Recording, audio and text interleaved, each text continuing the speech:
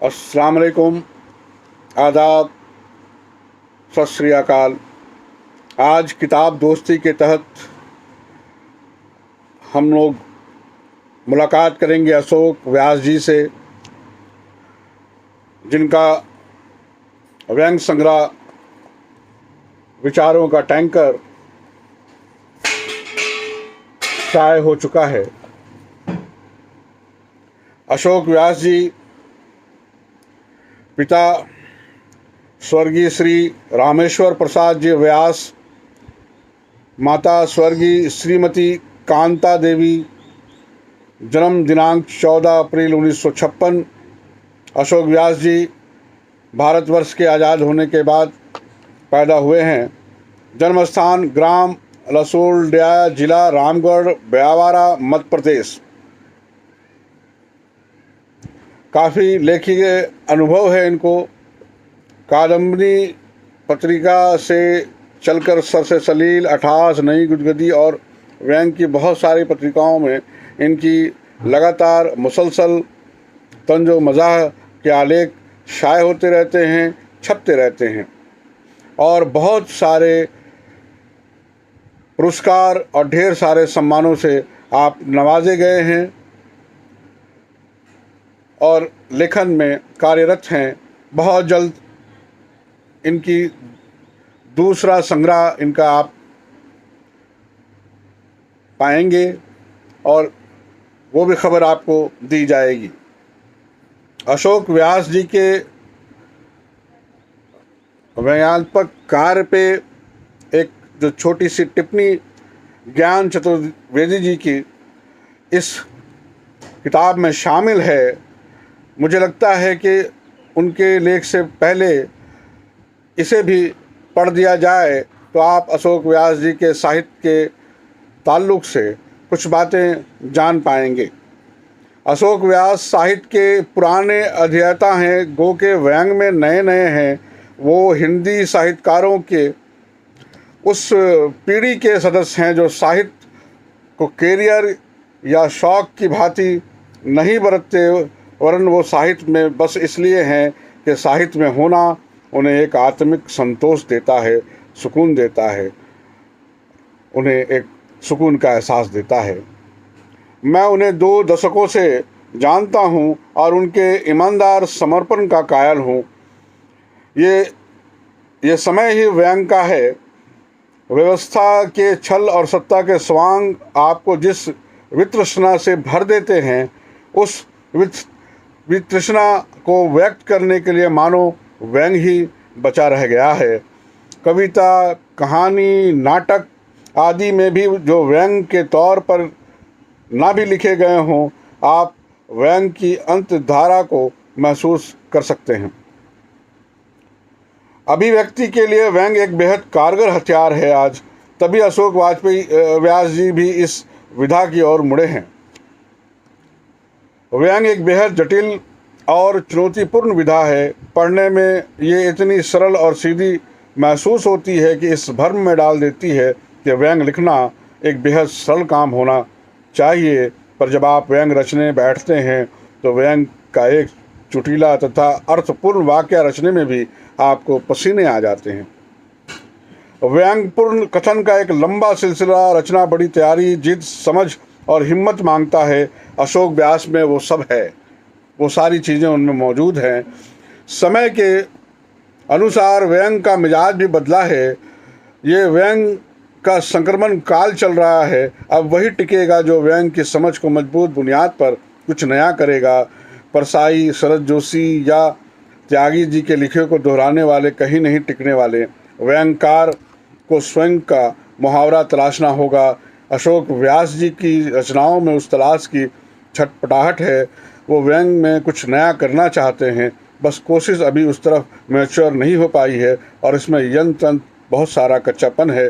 पर यह भी सच है कि वो बहुत ईमानदारी से जो प्रयास करते हैं वो उनकी हर रचना में झलक जाता है।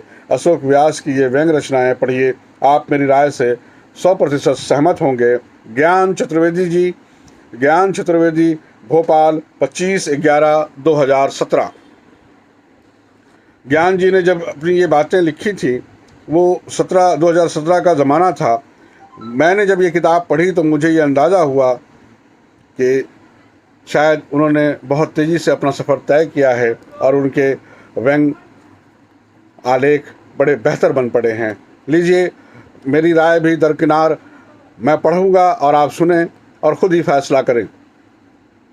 जित देखूं उत मेरे लाल। हमारे देश में लाल रंग और लाल शब्द की बहुत महिमा रही है। लाल लंगोटधारी हनुमान जी की महिमा तो अपरंपार है ही है। लाल फीताशाही से पग पग पर भ्रष्टाचार, डगडग दुर्व्यवहार के रूप में आम नागरिकों को सरकारी ऑफिसों में वास्ता पड़ता ही रहता है। ऐसा लगता है जैसे विश्व के सबसे बड़े प्रजातंत्र को एक फाइल में बंद करके लाल फीते से बांध दिया गया है। प्रजातंत्र को एक फाइल में बंद करके लाल फीते से बांध दिया गया हो। आज़ादी के पहले हमारे यहाँ लाल बाल पाल की तिकड़ी मशहूर थी और आज़ादी के बाद हरियाणा के विश्व प्रसिद्ध आया राम गया राम की राजनीति की देन हरियाणा के 3 लाल फेमस हुए। उनके योगदान से भारतीय राजनीति धन धन धन हो गई, परंतु इन तीनों लालों पर बिहार का एक ही लाल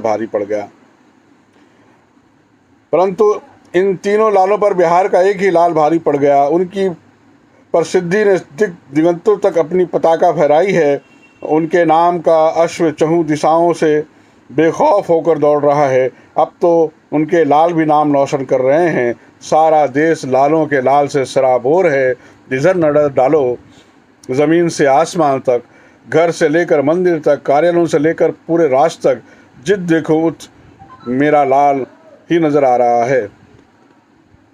आज़ादी के बाद देश की बढ़ती हुई जनसंख्या से डरकर सरकार ने परिवार नियोजन का प्रतीक चिन्ह लाल तिकोन बना दिया था। खैर, आज तो उसे लोग भूल भी चुके हैं। शायद सरकार की भावना ये रही हो कि लाल तिकोन का लाल सिग्नल समझकर जनता रुक जाए और जनसंख्या में वृद्धि ना करे, परंतु इस मामले में भी हमने अपनी महान परंपरा का निर्वाह करना ही उचित समझा। जैसे लाल रंग देखकर साँड़ भड़क जाता है, वैसे ही लाल सिग्नल देखकर दिल है कि मानता ही नहीं और हमारे पैर आगे बढ़ने के लिए मचल उठते हैं और रोड क्रॉस कर जाते हैं। इस प्रक्रिया में कभी कभी क्या अक्सर दुर्घटनाएं हो जाती हैं। तो क्या हुआ, जिस तरह हमारी आदत है कि जहां पेशाब करना मना है कि निर्देश पढ़कर हमारी चैन ढीली होने लगती है और हम रुक नहीं पाते।